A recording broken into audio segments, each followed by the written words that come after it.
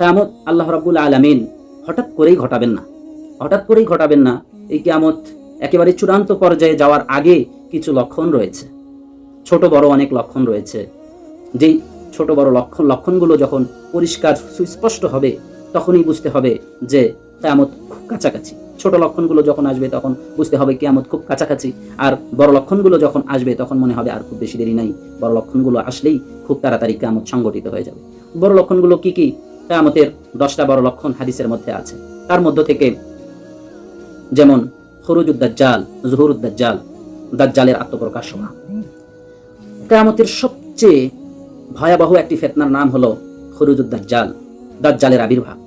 জমিনে সবচেয়ে ফিতনা তৈরি করবে, মুমিনদের ঈমান নষ্ট করার জন্য, মুমিনদের ঈমান হরণ করার জন্য, মুমিনদের ঈমান শেষ করে দেওয়ার জন্য সবচেয়ে বড় ভূমিকা রাখবে দাজ্জাল। যাদের অন্তরের মধ্যে দুর্বল ঈমান আছে, যারা দুর্বল ঈমানের অধিকারী, তাদের প্রতি সে এমনভাবে তার চেষ্টা প্রয়োগ করবে, তাকে দিন থেকে বহিষ্কার করে ছাড়বে। অত্যন্ত মারাত্মক একটা অবস্থা সেই সময় ঈমানদার ব্যক্তিদের উপর দিয়ে পার হবে। সে সকল শক্তি, সৃষ্টিকর্তার যে শক্তিগুলো আছে সেই শক্তিগুলো নিয়ে আবির্ভাব হবে।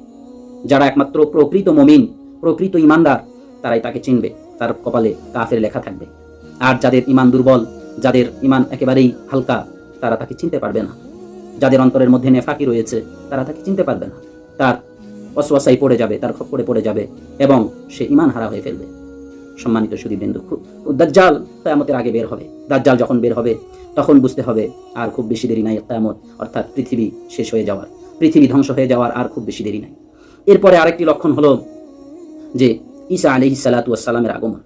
আল্লাহ রাব্বুল আলামিন দাজ্জালের অত্যাচার থেকে মুমিনদেরকে, ঈমানদারদেরকে বাঁচানোর জন্য এবং দাজ্জালকে খতম করার জন্য আল্লাহ রাব্বুল আলামিন তার প্রিয় নবী ঈসা আলাইহিস সালাতু ওয়াস সালামকে পাঠাবেন। ঈসা আলাইহিস সালাতু ওয়াস সালাম দাজ্জালের সাথে যুদ্ধ করে, লড়াই করে দাজ্জালকে দুনিয়া থেকে শেষ করে দেবে। এরপরে ইয়াজুজ মাজুজ, আমরা জানি ইয়াজুজ মাজুজ তারাও একটা কিয়ামতের পূর্বে, মানে কিয়ামত সংগঠিত হওয়ার পূর্বে তাদের আগমন হবে। তাদের আগমন হবে, তারা হবে অসংখ্য, অগণিত। তাদের আগমন যখন হবে তখনও বুঝে নিতে হবে কিয়ামতের আর খুব বেশি দেরি নাই। এরপরে সূর্য পশ্চিম দিকে উঠবে। এখন সূর্য পূর্ব দিক থেকে উঠছে। প্রত্যেক দিন আমরা সকালে উঠে দেখতে পাই সূর্য উঠছে পূর্ব দিক থেকে। তো আল্লাহ রাব্বুল আলামিন এইভাবে তাকে অনুমতি দিচ্ছেন, আর সে পূর্ব দিক থেকে উঠছে, সারা দুনিয়াকে আলোকিত করছে। কিন্তু যেই দিন পূর্ব দিক থেকে ওঠার অনুমতি দিবেন না, সে পশ্চিম দিক থেকে উঠবে, তখনই বিপজ্জনক অবস্থা, তখনই কিয়ামতের খুব দ্বার প্রান্তে আমরা পৌঁছে যাব। তো সুতরাং সূর্য পশ্চিম দিক থেকে ওঠা, এটাও কিয়ামতের একটা বড় আলামতের একটি। এরপরে ধোঁয়া বের হওয়া, ধোঁয়ায় অন্ধকার হয়ে যাবে, সারা পৃথিবী ধোঁয়াতে অন্ধকার হয়ে যাবে। তারপরে আছে ভূমিকম্প হবে, বড় বড় 3টি ভূমিকম্প হবে। এখন তো মাঝে মধ্যে ভূমিকম্প যেগুলো হয় এগুলো খুবই সামান্য, খুবই সামান্য।